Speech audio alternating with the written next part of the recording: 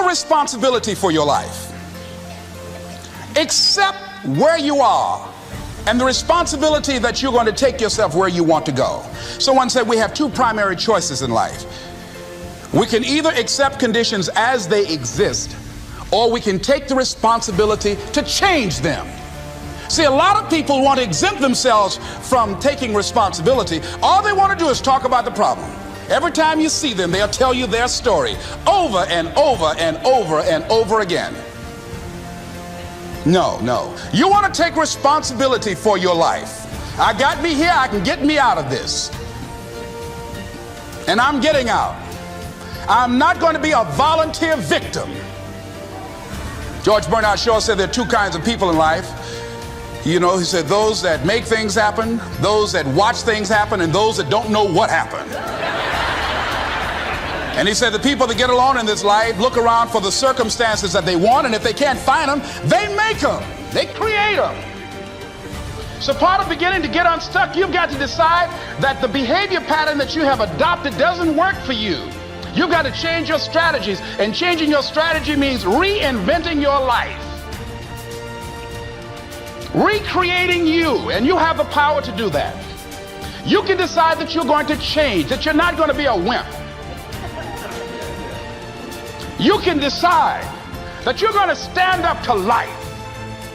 You can decide that I'm going to live each day as if it were my last.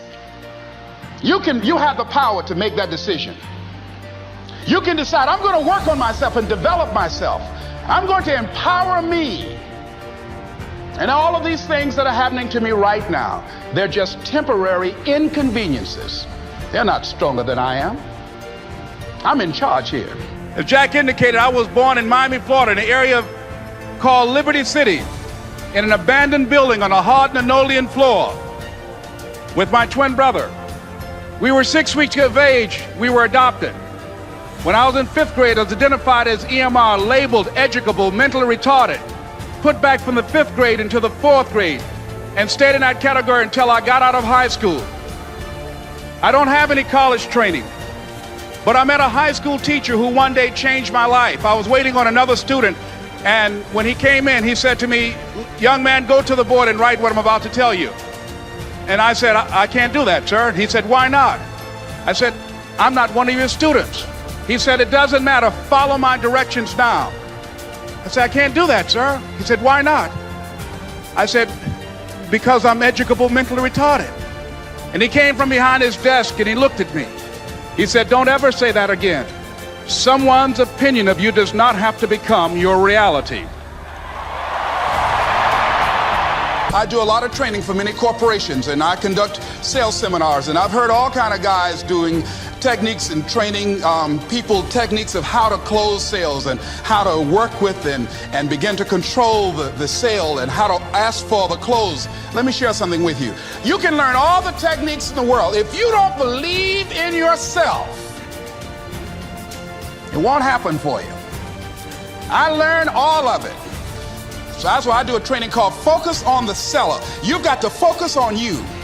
And as you convince you, as you sell yourself every day, you will begin to see a difference in the things that you're doing. Selling yourself on your ability to perform a job, to achieve a certain objective. Telling yourself every day, here I go again. And I got what it takes. This is my day. And nothing out here is going to stop me. Overcoming the negative conversation, that inner dialogue that's going on all the time.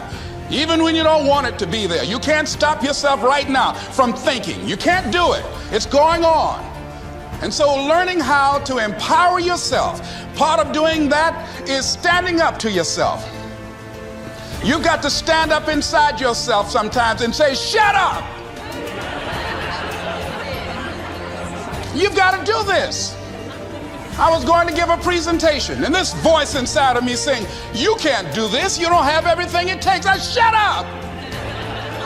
I'm behind on my bills, and you're telling me what I can't do. I have got to do it.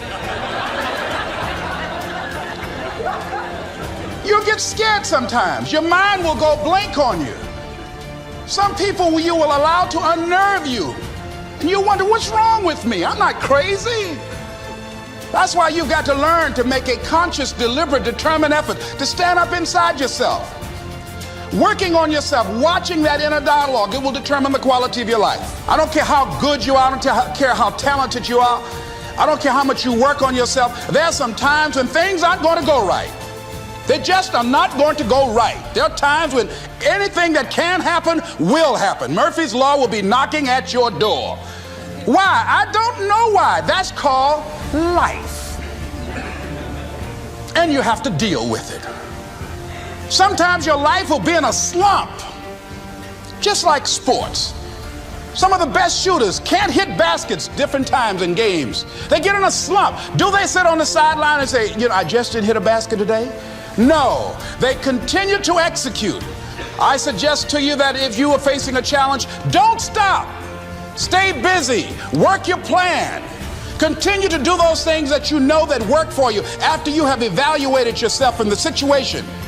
Continue to move. Stay busy, stay busy, stay busy. I'm saying this is the time more than ever that you want to begin to inoculate yourself with positive words, coming to conventions, showing up on meetings, being on the calls, to make yourself unstoppable, to get out of your mind the polluting negative thoughts that's causing most people to go through life being stuck because they're volunteer victims. Somebody said that many people die at age 25 and don't get buried until they're 65 because they got so much garbage in their minds. You are here because you've got a clear vision of what you want and where you're going. Give yourselves a round of applause.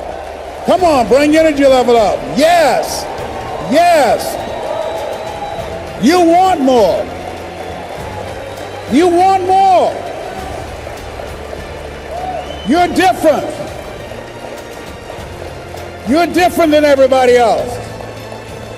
Don't worry if they don't get it. Don't try and convince people to do this business. A person convinced against their will is of the same opinion still. You are not like everybody else. You can walk outside and find pigeons, but if you're looking for eagles, it's going to take you a minute.